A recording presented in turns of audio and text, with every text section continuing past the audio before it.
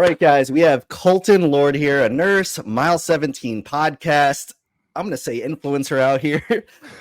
Gosh. Colton, let us know a little bit about yourself and we'll go into everything else. First off, again, thanks for having me. This is such an honor. I'm so thankful to be here. But yeah, my name's Colton. I am a podcast host of Mile 17. It's been a fun journey with that. As you know, it's a ton to learn with podcasting.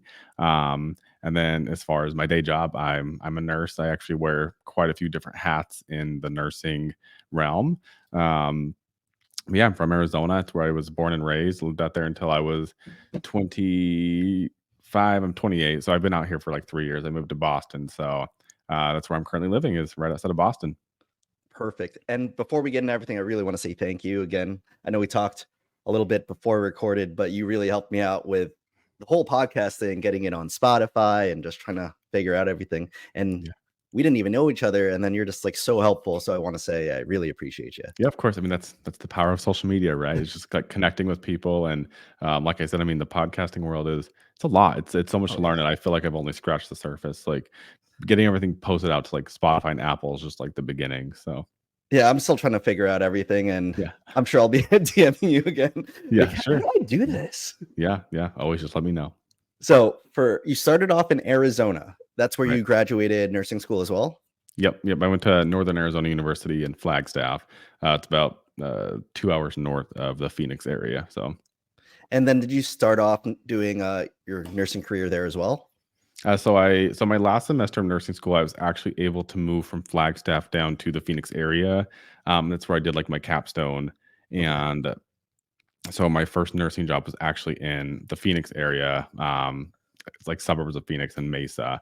The unit that I had precepted on was like a med-surg unit, but it was like kind of unique because it was also like a behavioral health unit as well. So basically, it was not a fun place to start. I can tell you that. It was basically patients that came to the hospital that had like acute illnesses that like needed to be treated medically. If they had that secondary like psych component, they were put on this unit. Like it was technically a locked unit.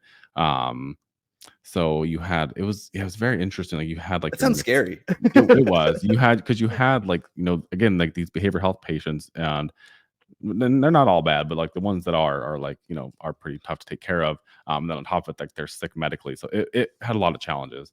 So that's where I took my first job actually. And then I know you also did travel nursing. How long did you stay in Arizona before you started travel?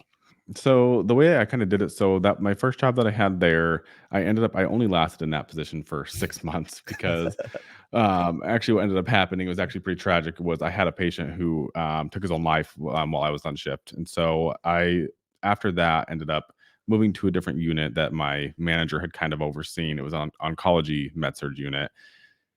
Did that for probably a year. So I think I did med-surg like a total like year and a half. And then from there, I ended up transferring down to the emergency room, which is like was my ultimate goal with like nursing at that point. Like I wanted to be in the emergency room. So once I was there, I worked in that ER for like a year and a half ish. And then that's when I started traveling. And I only really started traveling because we were moving. My husband got a job and it was taking him to Boston. So I only started traveling just to like get a job out here and to like not have to like secure myself because I knew nothing about the area. Yeah. So I just like took travel gig to like make some extra money and to just kind of get acclimated to like New England. We're gonna backtrack a little bit because a lot of people don't understand the trauma that a lot of us nurses could go through, and you went through that. Someone taking their own life during your own shift, and that's like super hard to go through, and not everyone goes through. We deal with death, but not that extent. So can you go into like how that really affected you to leave that job? Yeah, no, totally. I'm totally cool talking about it now. So kind of like the backstory on the patient, he really was like a super nice guy. Like he was there, like he had like a mental health history, like extensive, like he'd been kind of just like in and out of these facilities pretty much his whole life. Like it was super sad. Just kind of goes to show like our mental health system here in America is just not great anyways. But For sure. basically the doctors kind of thought he was just kind of malingering, and we're ready to kind of get him out. So we discharged him, and he was supposed to be taking like a cab or something, or his case manager was supposed to pick him up. Ended up ordering him a cab, and the cab he went out to the cab and was like, oh, like, I don't, I have to go to the parking garage. He went out and like he jumped off the parking garage. And that was, they called us because he had his hospital band on. So like I went out there and I saw everything, like EMS on scene, like doing compressions. And like I was a new nurse, like 6 months in, like I was like, what the hell like did I get myself into? So just like, yeah, I thought I'd be okay to go back, but honestly, like thankfully my manager had those 2 units, and so she's like, just come to the sister unit, like just kind of get a break from that unit and see how you do. And once I got to that oncology unit, I was like, this is just more like I just need this. Like it was much more chill. I mean, the patients were sick, but they weren't like, I didn't have to deal with like the behavioral health component on top of it for the most part. So that was how that decision kind of happened and why I ended up transferring. That's a wild story. I remember listening to that on your podcast, and I was like, I don't even know how I would feel, because like you saw it, like you probably helped discharge this patient, and then next thing you know, EMS outside. And I always wonder, because I was talking with other people, like it's not really a healthcare system, is it? It's like more like a sick care system. We just treat you enough to get you out the door. And like what you're talking about, maybe the case manager was supposed to pick this person up, but when they saw that that person wasn't there, maybe they felt some sort of way, like no one cares about me. And then it goes into that downward spiral. And right. And it's like that's the thing that's so terrible about it. It's like it's to no one's fault really. Like it's not, I never blamed the doctors. Like I think for like initially I think I blamed myself a little bit. I mean, I don't at this point. And then the case manager, like I can't even imagine the caseload they have. Like, and it's just like the patient didn't have the resources, like didn't really have like family or friends in the area to kind of help out either. So it just was like the perfect storm. And honestly, like maybe like 6 months or so ago, I had like one of the social workers that I worked with at that hospital actually reached out to me and was like, craziest story. Like, basically she had ran into that patient's family member, and somehow the patient got brought up, and that family member just was like, please, anybody that that was taking care of this patient, like, please just let them know that like they did the best they could. Like this would have happened regardless. And it was honestly like that, just like it still gives me goosebumps because it's just crazy, like the fact that she even said that, and like that she ran into somebody that just happened to be working at that hospital at that time. Oh, for sure. Small world, and then the interconnection of everything, and then it just a wild time. But let's go into sad moments here. So you and your husband got a job in Boston, and that's why you decided to do travel. Like what year was that? That was 2021. November of 2021 was my first travel contract. So like tail end COVID-ish. Oh, I don't know. Is it? Everything like blends all into one. I know. And the only reason that I can even put that on a timeline is because I remember like the contracts were still like really, really good. So like we were still it was like during another peak of COVID. Like it was pretty bad. And I actually was at Rhode Island Hospital. That was my first contract. And if anybody's ever been there, like that place is mad. It's a madhouse. Is it like a community hospital that just no, it's the only trauma center in Rhode Island, which granted, Rhode Island is not big, but like you would be shocked at the things that go. Like I always thought, because I again didn't know anything about New England, that Rhode Island was like this cute, quaint little like place. And they have places like that.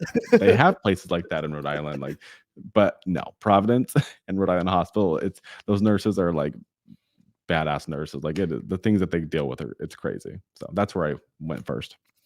And you're an ER nurse, you said? Yeah. All my travel's been ER. I've done a few different specialties, but ER is my main specialty. Is that what you're continually doing right now? Yes, kind of. So I've been after I had finished in Rhode Island, I actually took a staff job in the surgical ICU at Boston Medical Center. Really didn't like the ICU, so I went back to the ER. Local traveling around Boston. That's what I had been doing for the last like 18 months. And I just actually ended that contract, and I'm going per diem in that Oh, hospital. congrats. And thank you. And I actually took like a more of like a administrative, like office style nursing job as like a part-time gig. So I don't have anything full time. I have multiple jobs that I can kind of make my own schedule was like my goal. That's awesome because a lot of people that I interview, for some reason, they just love ICU nursing. I'm like, It's it's not not for for me. everybody. It's not for me. And I think I knew that. I had the idea, I think that every nurse gets at some point of like, oh, I'm gonna go to CRNA school.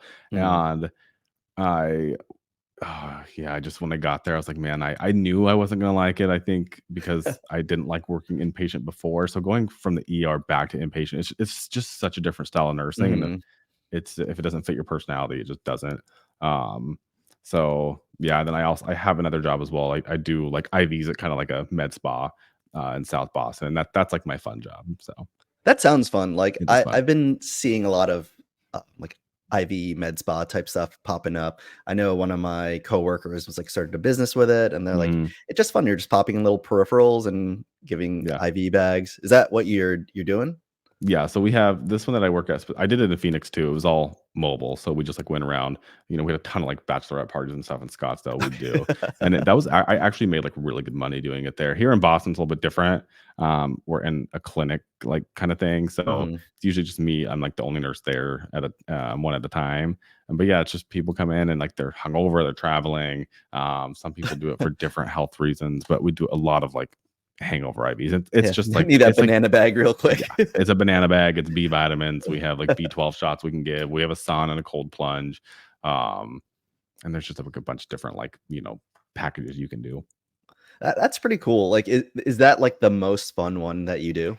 Yeah, it's fun because it's just easy, like, the people coming in there are, like, mostly healthy and just, like, there for, like, to get just, like, a little boost of energy, and, like, most of their veins are, like, it's like you can do it with your eyes closed, so, yeah, it's just an easy gig.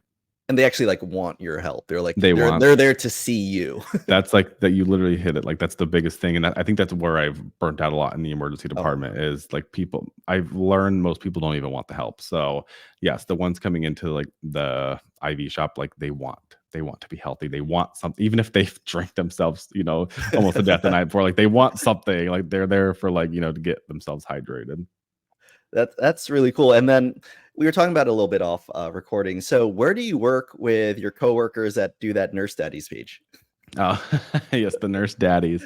So that's I won't give away the exact location of where we work because we're trying to keep that like not public. People might But just like get admitted yeah, just to see you guys. yes. Well, we and if you, I mean, if you look, I'm sure people could figure it out because we've had many comments. They're like, "Oh my god, we know this hospital," and we deleted some videos that had showed anything to do with the hospital because we don't want to like be like affiliated with it.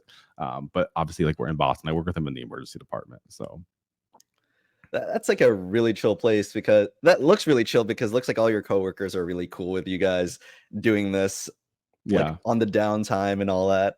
Even like the director had come down one day and was like, "Did you guys make any content yet today?" Because at first we were like, "Oh Oh my god, shoot. I was like, we're gonna get in trouble." Like we didn't expect this to like blow up, and I was like, "What kind of trouble are we getting ourselves into?" Like we're making content at work, but we try to do it's very quick, and we try to do it like when we're like kind of like on breaks, so it's not like interfering with anything. Oh yeah, for sure. Like Yeah, that's something that scares me too. Like whenever, even if I'm like at work, super downtime or on my break, and I'll just do like a quick like static video of me just like charting or something. yeah, I get so scared that like management's gonna be like, I "What are you know. doing?" And let's Yeah, send it to the higher ups, or you're gonna get fired I know, or something like I know. that.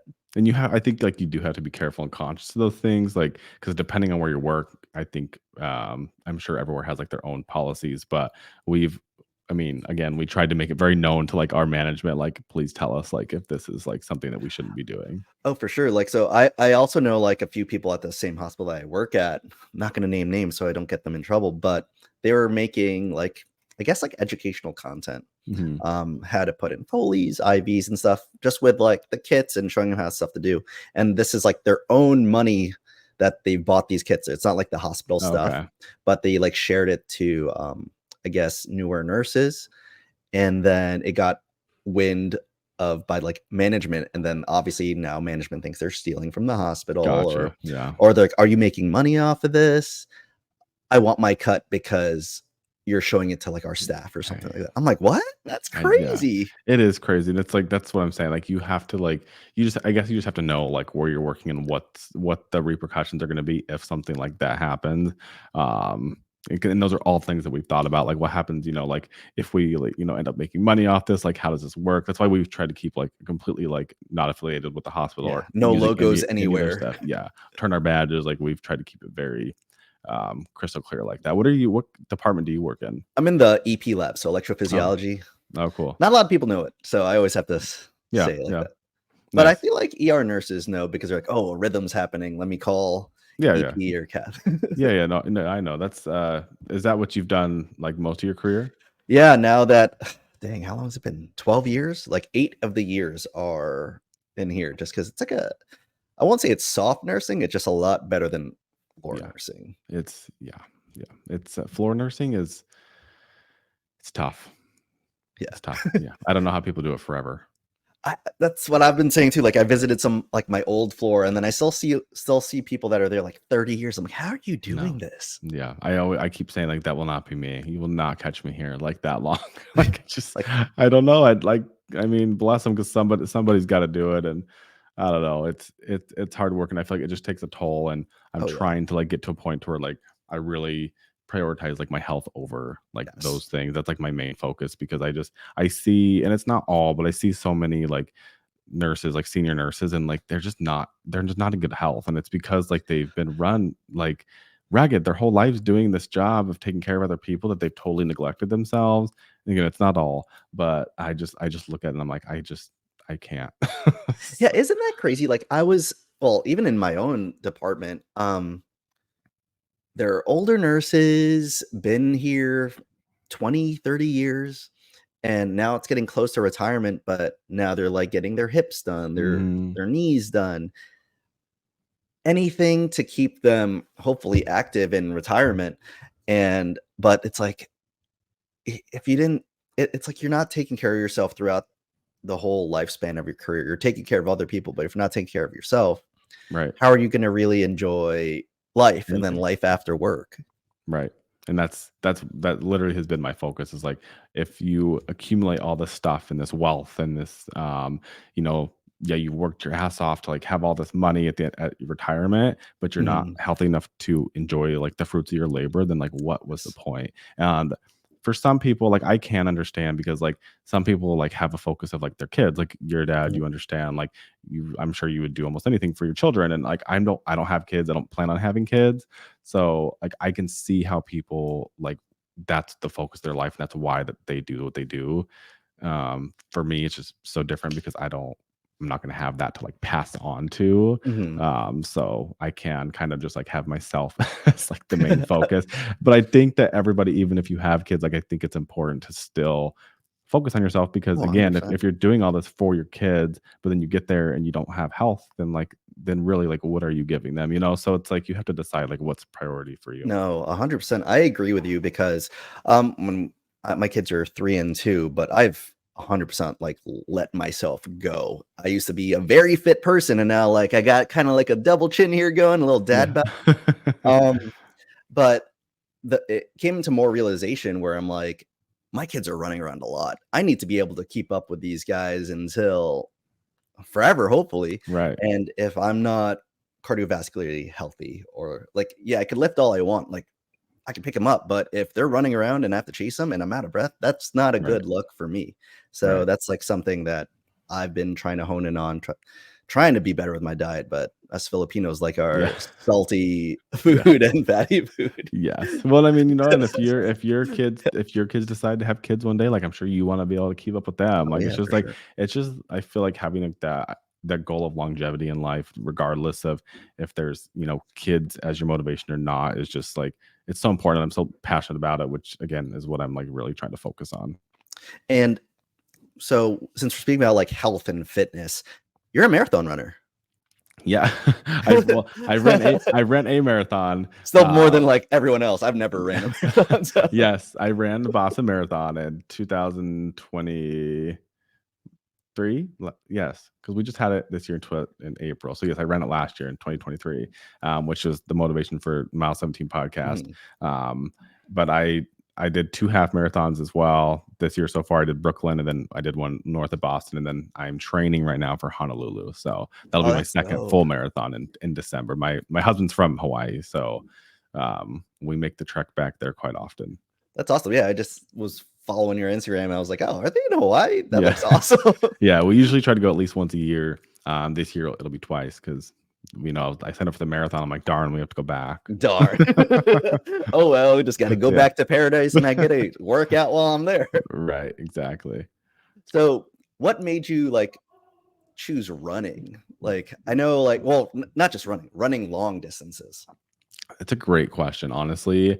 I so when I was younger, like when I was in high school, I ran track and cross country, but like even when I look back, I'm like, wow, I used to think that was like so far. And to some people, it might be. Like a race for cross country was like 3 miles. It was a 5K.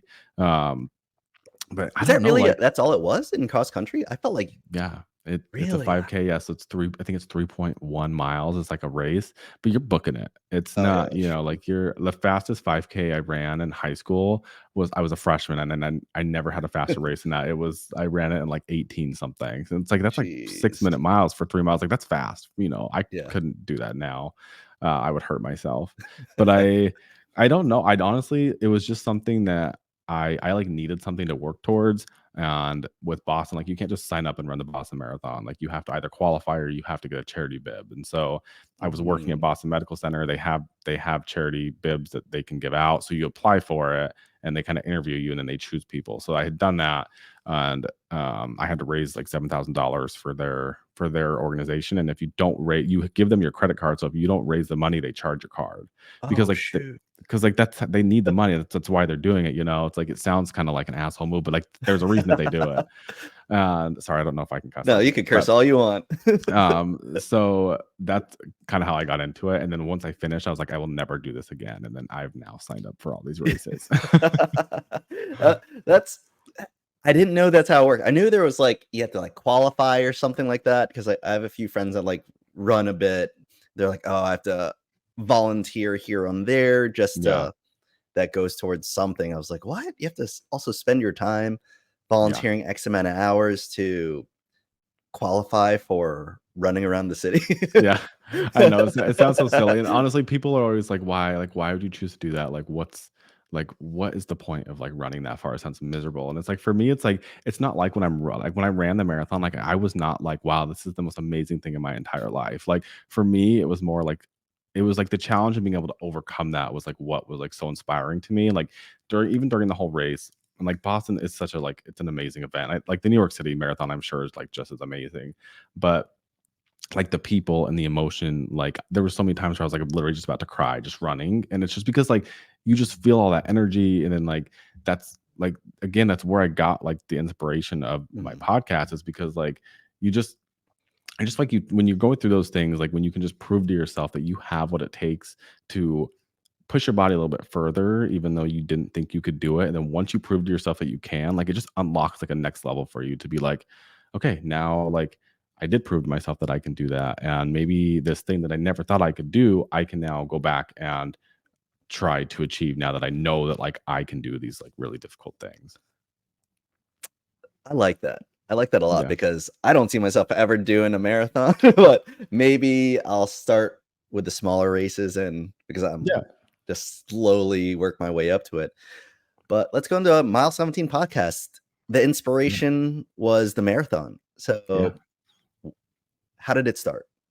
So as far as mile 17 goes, I've talked about this a lot, kind of just like on my podcast and my platform is just when I got to mile 17 specifically, I that's where my sister and her boyfriend had come in from Tennessee. My husband was there. So they were kind of like my support group. And so when I had like seen a couple people throughout the race, but like that was like that's where I was trying to get to like see them. Mhm. Plus they also had food for me, snacks. So once I passed that point, like it was like instantly I was like, oh shit, like I still have like what was that like 9 miles to go.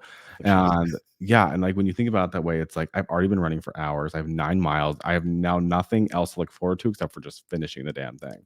And and that's kind of like what I was just talking about, to where like I had to like it was like either I stop and I just like call it quits and just be good, or I like have to find that next level and just like keep going. And for me specifically for that race, like the furthest I ever ran before the Boston Marathon was 10 miles, and it's only because I had injuries. Like I was Okay. my training was not good. Like I had no idea what I was doing. I was not taking care of my body, and I was working. My contract I was working was 48 hours a week. Like Okay. it was not ideal training. Yeah, and so I just told myself like if you can just get to the start line, at least you can give this thing like the best shot you got, and that's what I did. And towards the end, I was basically crawling, but I finished. So So for the training, I was always told like if you're doing like a half marathon or a marathon, you don't actually train to like your training never goes to the amount of miles that right, you're running for. that's So true.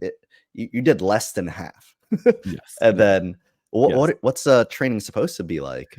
They gave us, like, some training guides. We actually had, like, there's a coach here, Coach Fury in Boston. He's, actually has, like, a ton of good programs on his website. If you're ever wanting to run a marathon, just Google Coach Fury Boston. I'm sure he'll come up. But I think the longest run on there because they have, like, beginner, they have, like, different tiers depending on, like, your level of experience. I think the longest run was, like, anywhere between, like, 18 and 22 miles that we were Oh, supposed to dang. do, before, and like, they have a whole training program for you you're supposed to follow, but again, like, with my work schedule and just, like, just, like, the injuries I had, like, I was like, I can't follow this, like, I'm just gonna have to do the best that I can." And I really don't recommend that 'cause I think it made it more miserable than it had to be, but I tell people like, I had a friend reach out the other day asking, like, "Oh, I wanna run a half marathon, like, what do you recommend?" And I just was like, honestly, like, listen to your body, like, have an idea, like, of the miles you wanna run, and here's, like, a basic outline I can give you, but, like, the best thing to do is listen to your body because I mean, it'll tell you, like, what you can and can't do. So after that mile 17, what was going through your head to finish? I honestly I just what was going through my head was just, like, if you don't finish this, you're gonna be so disappointed in yourself, and, like, each for me, it was just, like, each step, it was, like, find something that's, like, bigger than you, as to why you wanna finish this, and, like, for me, it was things like, you know, remember like the Boston Marathon bombing, all these Mhm. people that like, had, got injured from this and like just have like a bigger purpose, or you see somebody going by you that's like, there was like 70-plus-year-old people passing me. And it's like, like it humbles you. You're like, Oh, these yeah. people are out here doing this at 70. Like I can do this. Or like the kid that's on the side, like watching and cheering you on. Like just like do it for all these people. And like that's really like what I tried to keep at like the front of my mind. And then obviously like doing it for myself as well. Like I just knew if I could just like finish that, I would be like so much more proud of myself. So Yeah, that's really cool. A lot of people always quit on things, and I always see it with like runners or for some reason like even like CrossFit. mhm. You do CrossFit too, right? I do, yeah. So Yeah. like with people that do CrossFit, I used to do it as well. Like there's like an extra step that you could take that makes you a little bit better every time Yes. because there's always a Exactly. little point where you're just like, fuck, this Yeah. hurts. Exactly. It's like, Yeah. do I finish it? Like, do I finish or do I just be like, I'm good for the day and Right. throw up in the corner and then go home? Right. Right. And I think like I think that it's just knowing yourself and like knowing your body is like the best thing you can do because for me, like there are times where like quitting is probably your best option. Like there's times like if you're having like a ton of pain, like quit, like call it quits for the day, like don't run through things like that.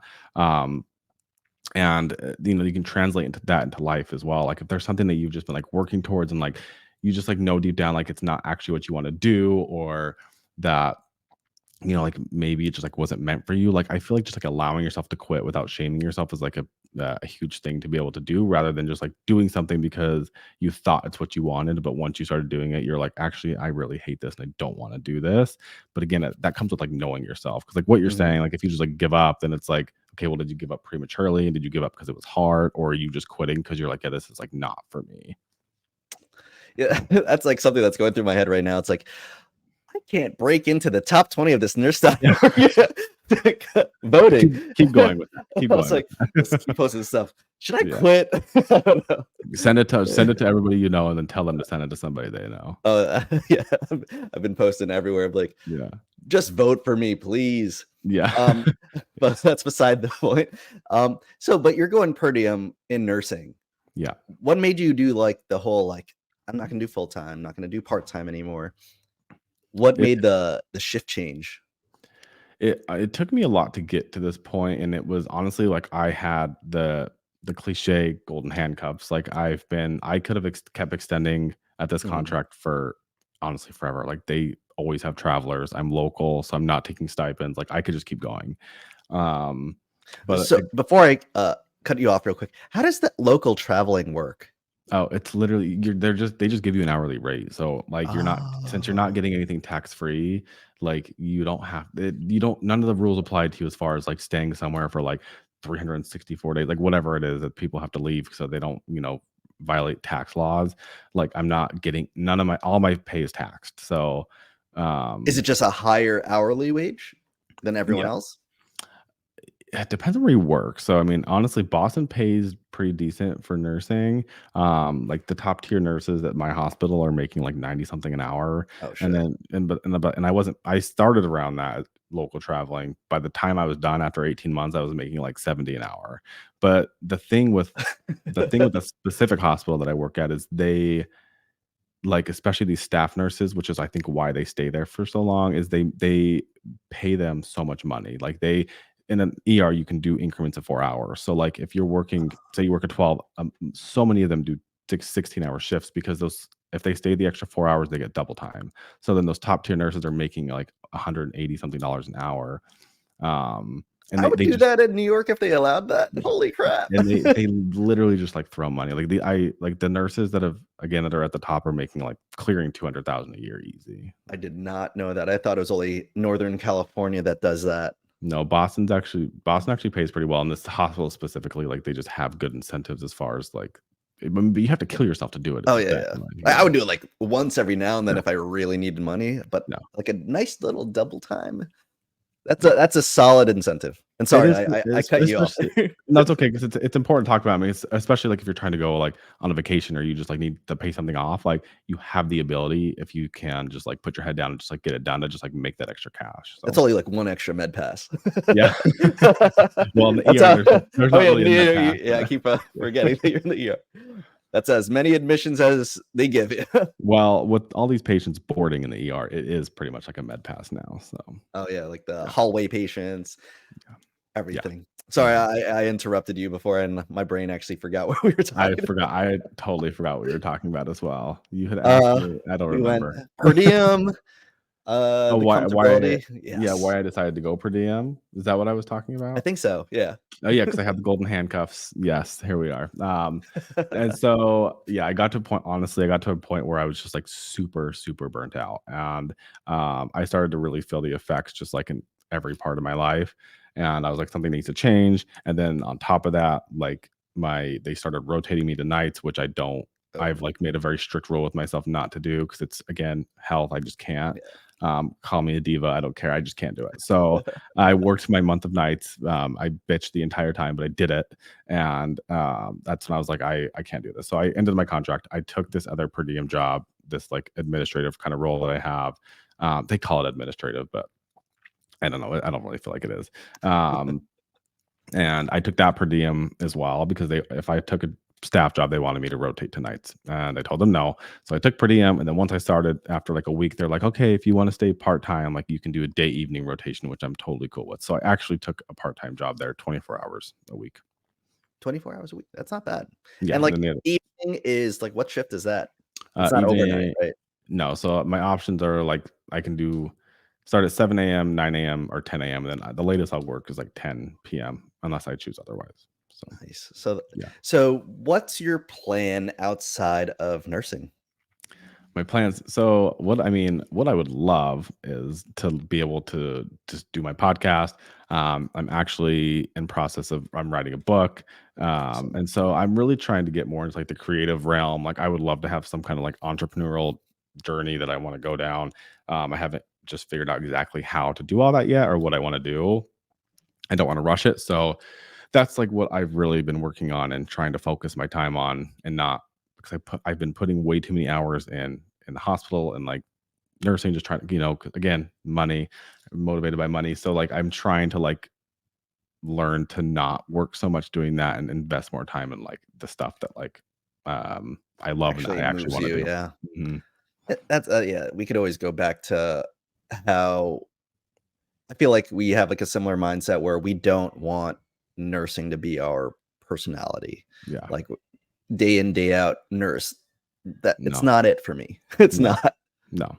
So That's what I mean, even like I've tried to be very conscious of that, even in like my podcast and just like my personal account and platform is like I'll include nursing things, but like I'm trying not to have nursing as like my like main focus because like I don't when I look at like the future and like what I want for my life, like I honestly just don't see this as like a long-term thing for me. Like maybe it'll mhm. always be something that I can like keep, dabble my feet in and like again, like with my per diem job in the ER, like the requirements are so minimal. Like I only have to work 4 4-hour shifts a month there. Oh, what? So it's like I could keep that for as long as I want. And there's somebody that I follow on Instagram and she said something that like really stuck with me that was like, nursing is my plan B. And it's like that's kind of like how I'm trying to be is like I am thankful and grateful for everything that this has given me. And that I at the end of the day, like, I know that I always do kinda have a job if something Oh, happens yeah. with the economy or, like, just, like, as with COVID. I mean, like, obviously, like, with all the stuff with, like, AI and everything, like, nursing is something that, like, you can't necessarily, like, take away at the Yes. bedside, and so it's kinda like, I guess, like a security blanket, if you will, um, and I'm grateful for, like, all the experiences I've had, and I feel like there's a reason that I went down this path. I just don't feel like it's, like, my forever journey. Oh, I agree with you 100%. Like, I love that whoever you spoke to is like nursing is your plan B. Nursing like could be the side hustle because it's so stable and you could always get a job. So if you really needed money, you're like, Right. okay, I'll pick up a shift here or there or whatever. And then using those extra time to do the things you love or things you might love doing, Right. at least trying other things with like those days off instead of being like, oh, since I'm doing nothing at home, I'm gonna pick up like a million extra shifts just because I know money comes along with it. But then what Right. does that really give you? Right. You'll probably end up hating your job. And Exactly, and that's what that's I exactly where I've gotten to, and that's what a lot of people do is just, like, they're like, "Yeah, like, I have this extra time, like, if I have nothing to do otherwise, like, I might as well work and make money," and which is great and fine, I think, for, like, a period of time if that's what you need to do. I just finally, yes, got to that point to where I was like, "What else can I be doing, like, with oh my yeah. time?" And I feel like just having some kind of creative outlet, like the podcasting and writing and all these things, it's been so helpful for me just like personally to just like kind of be like, oh, like maybe there is something else like out there for me. And like I think for especially when you become a new nurse, like you literally tie your identity to being a nurse, and it's like then it becomes the unraveling of that to be like, this is not me. Like there's so Yes. much more to me than just like being a nurse. Like it's just something that I do. I literally just recorded an episode of my podcast earlier today talking about that, like how it's like not wrapping your identity up and your worth up and being a nurse because you're just all you're doing is like putting so much of yourself out to other Mhm. people, which is great and fine, and like there's aspects of it that like I really do love. There's parts of the emergency department that like I love doing, but for the most part, like it's just so much bullshit and nonsense and like Yes. and nobody like you don't see unless you're there, like you just don't know. Like I try to like tell like my husband or like my parents and they just kind of look at me with this blank stare. Like I'll come home and like tell my husband something that happened and he just is like, what? Like it's like yeah, I don't know. I can't, and I really started getting to that point too, like I don't know what it was, but when I moved out here, I think, I didn't really start like embracing my sexuality till I moved out to Boston. So I don't know if it's just like the way I carry myself, my mannerisms, like I don't know. But patients out here so much more started like, just like saying such derogatory things to me. Like I've had Mm. literally people like that have discharged, like walk out and spit on me and call me a faggot on the way out the door. Like, and it's like those after those things start to happen, someone you're like, what am I doing? Like, why? Yeah. Like The why? fuck? Yeah, and the thing is, like, what's anybody gonna do? Like, the hospital's not gonna do anything, like, security escorted them out, but, like, What what can that's you all they do? do. What Yeah. can you do? Like, yeah, I'm sorry you have to go through that, and yeah, it's a June, happy Pride Month, but yeah, thanks, thanks. I but don't I don't yeah, I try not to, like I try not to take those things, like, personally from the patients because 'cause I'm like, "Whatever," like, they're obviously going through something much worse than me, and, like, it's not personal to me, and I get that, but it's still, like, when people, like like people are just saying those things they know they're trying to get underneath your skin. And that's people's first, whenever they're trying to get to me, like that's their first dig is like, if you faggot, and it's like, okay, like, thank you. Like, yeah. When did you first come out? So actually my husband, I mean, he's the first guy I ever actually like dated. And that was in 2000. I was 24, so 4 or 5 years ago. Yeah, it took me quite a while to actually get to that point.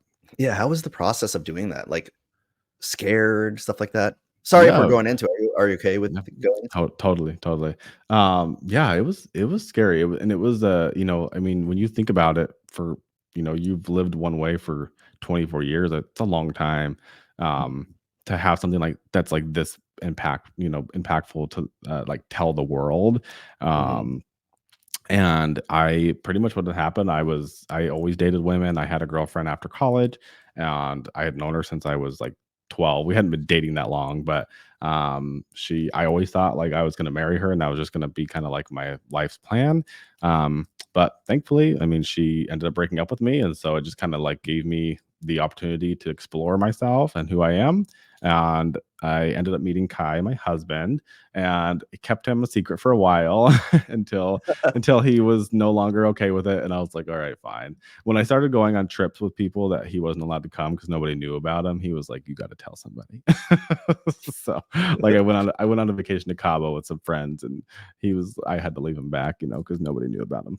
Um, Did your friends know that you're gay? no, nobody Oh, knew. snap, like, no one. No, I never told a single soul until it was it was literally, again, it's like I can like timestamp things because of COVID. It was in March of March of 2020. It had to have been.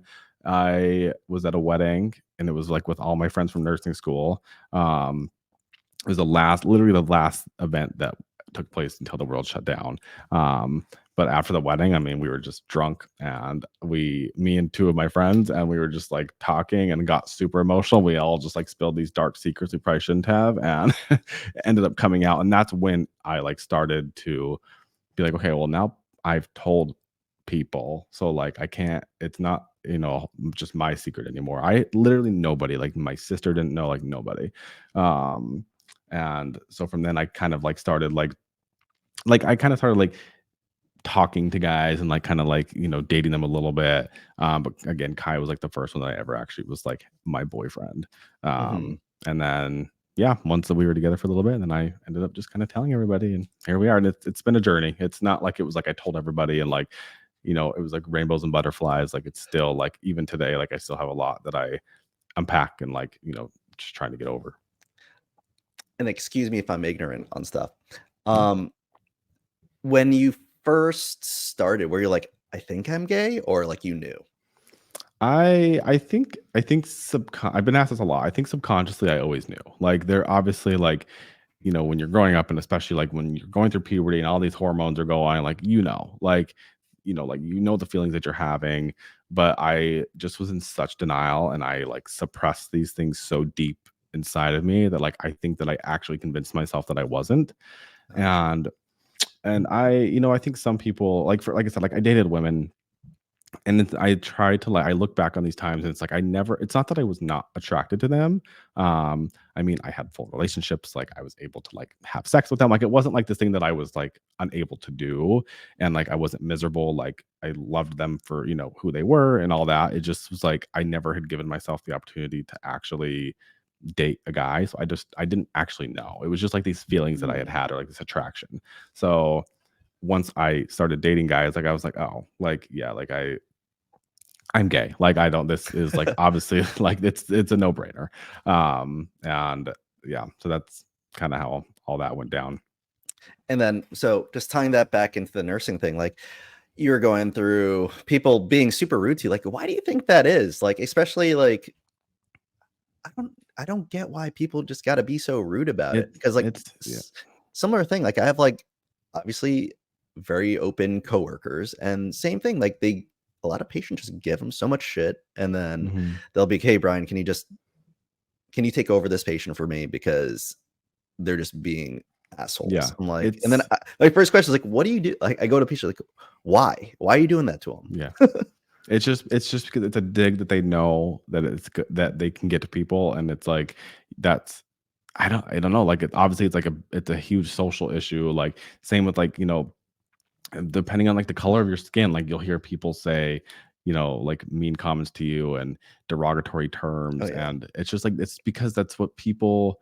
It's like that's like what's on the surface of us is like our skin and our sexuality and how we carry ourselves, and it's like that's just like something that they know that they can like get at you and get some kind of response from you, I guess is like what they're looking for.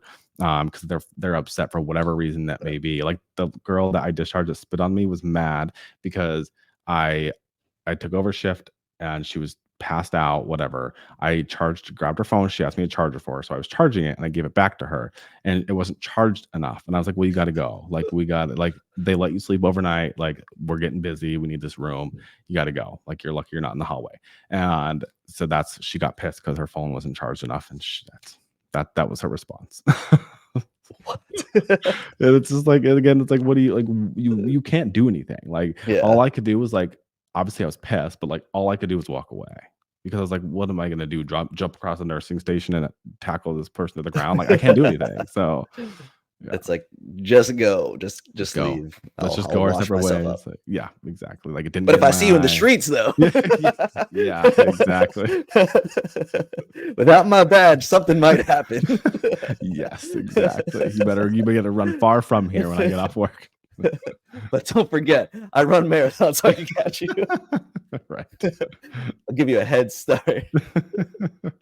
But yeah, that's such a it's such a I hate that happens. Like Yeah. it happens to a lot of people. Like I've seen it, and then obviously for me, straight male, but I'm a nurse. So Right. then the first rude patient that has to just be like, hey, why are you in this? Are you Yeah. gay? I'm like, no, man, I'm Filipino. This is what we Yeah. do. Like, I don't know Right. what to tell you. This is Right. what we're told to do.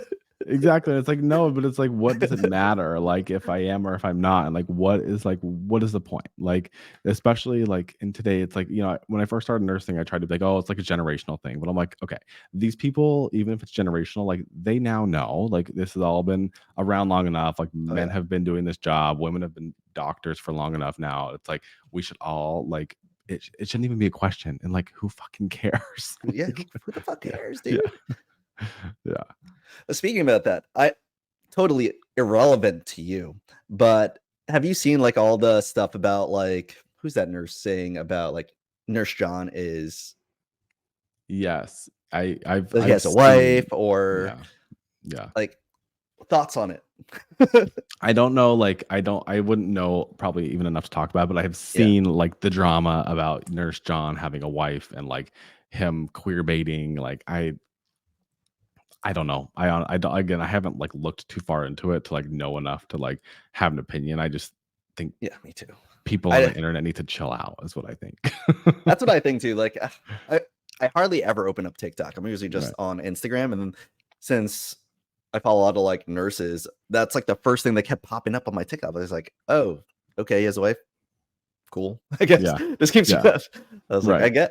I thought he was gay, but if Same, he's and not, if he's yeah. not, okay. Right, and it's like that was the thing is like, okay, if you're surprised by it, like, okay, fine. Like we all have judgments, like that's human nature. Like as soon as you see somebody, you're judging just based on what you see, good or bad.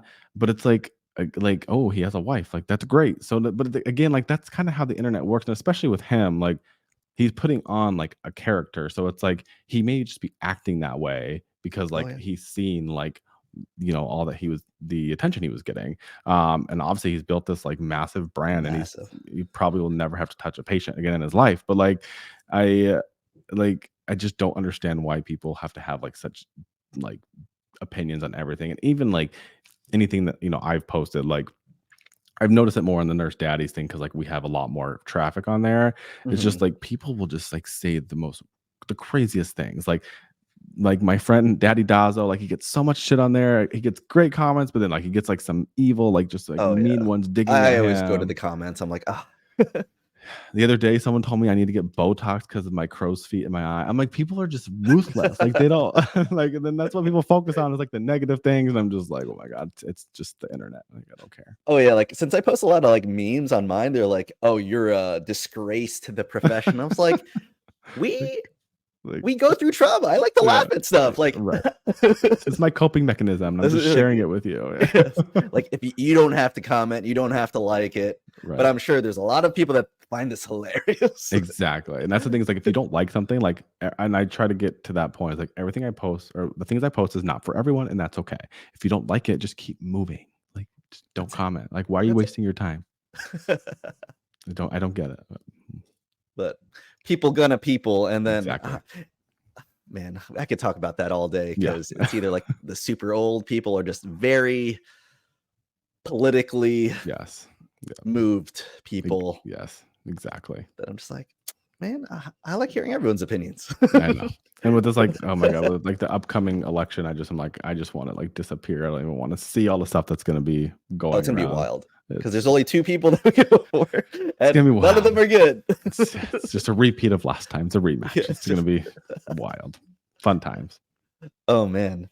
So we're going on close to an hour here. Colton, if anyone had any questions to you regarding, let's go into a few things. Nursing, what advice could you give them? Advice for nursing. If I was to give like a brand new nurse like advice, it would be to trust yourself and do what feels best for you in your career and not to like pigeonhole yourself into a certain specialty, or if you get somewhere and you feel like you don't like it, go somewhere else. Like there's a million different avenues. It's the beauty of nursing. You don't have to work at the bedside. You don't have to want to be a nurse practitioner. You don't have to want to go to CRNA school. You don't like there's just like so many things you can do. So that I think that would be like my best advice to nurses, to trust yourself and do what you want. And then it could pretty much tie that into the next question. So I know there's a lot of people out there that aren't comfortable with their sexuality yet. Mhm. What advice would you give someone that is contemplating coming out or trying to Yeah. figure themselves out? It's a great question. I think the first thing that I would do is to confide in somebody that I trust deeply sooner than I did. I knew that I had like great friends and people that I could trust. I was just so worried about what it was going to do to um just like my image and just like, like I grew up in a very like small conservative community.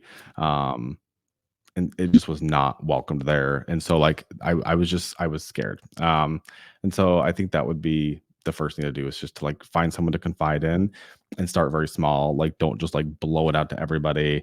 Unless like you're cool with that, I guess. But if you've been holding the secret for a while, like you're probably not.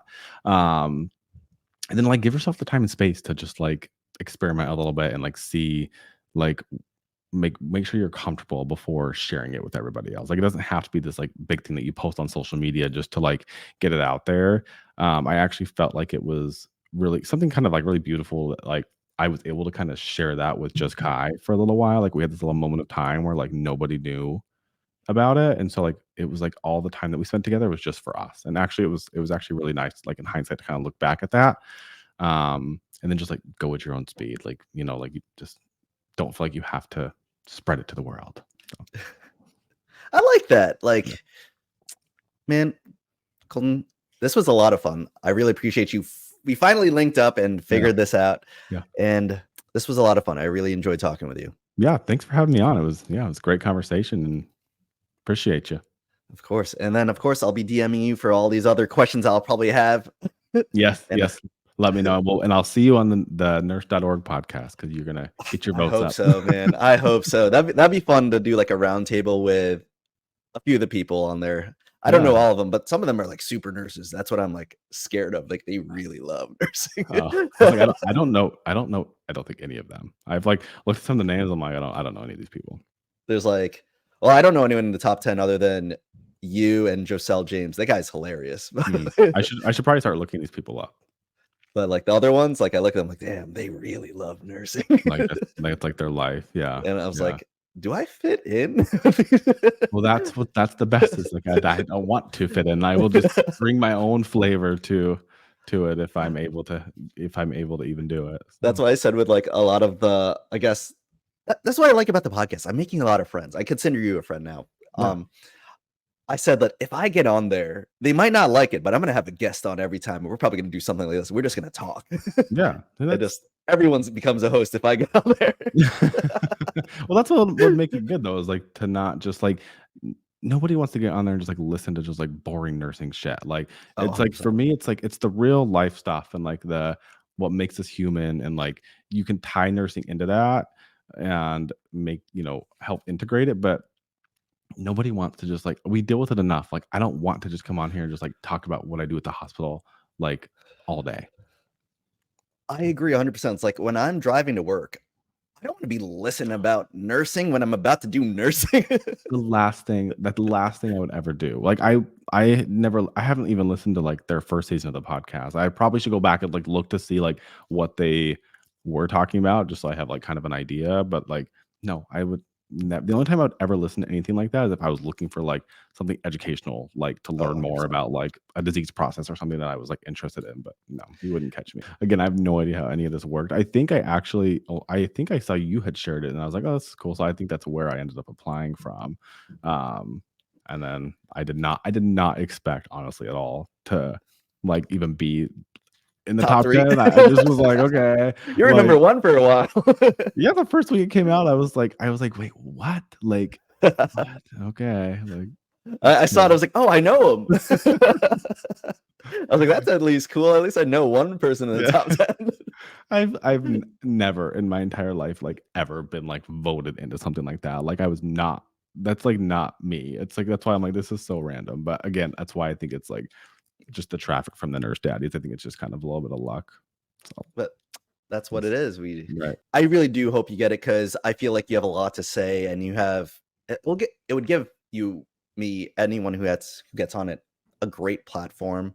Hopefully, we don't get canceled for not loving nursing though. Yeah. Yeah. But that's a whole different story. We'll figure it out when we get there. Yeah. If we do, then oh well. On to greener Oh, well. pastures. Our plan B of nursing is still plan B. Exactly. That's right. All right, Colton. I don't want to take up more of your busy day. I really appreciate you hanging out with me, man. Yeah, of course. All right. I'll see you later. And I can't wait to watch the full episode. This is great. Oh, have a great weekend. See you, man. Bye. Bye. Bye.